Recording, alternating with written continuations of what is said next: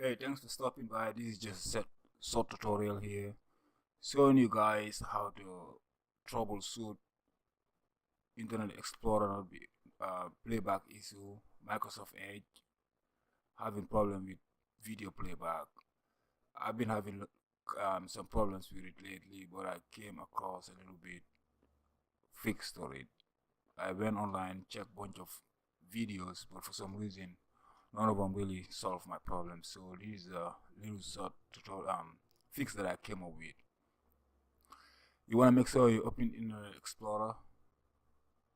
You go all the way at the right corner here. Click on that.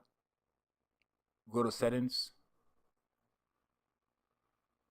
and go to advanced.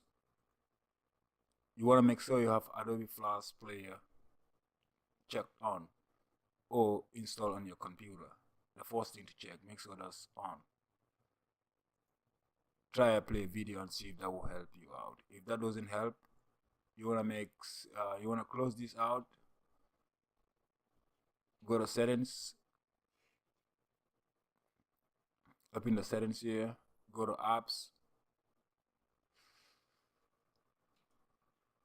And on the sidebar here, look for Edge. That's Edge right there. Go to advanced option and scroll all the way down. You have a couple of options here. Either you repair it or reset it. I would recommend to reset the whole thing. That's what I did. Reset it and then close out of it. Open Edge again or any browser you might probably have, either Firefox, Google Chrome, or whatever. But open Edge if you wish and look for Media Feature Pack. That's the first option you have here. Download Windows 10 Media Feature Pack, Microsoft. Click on that one.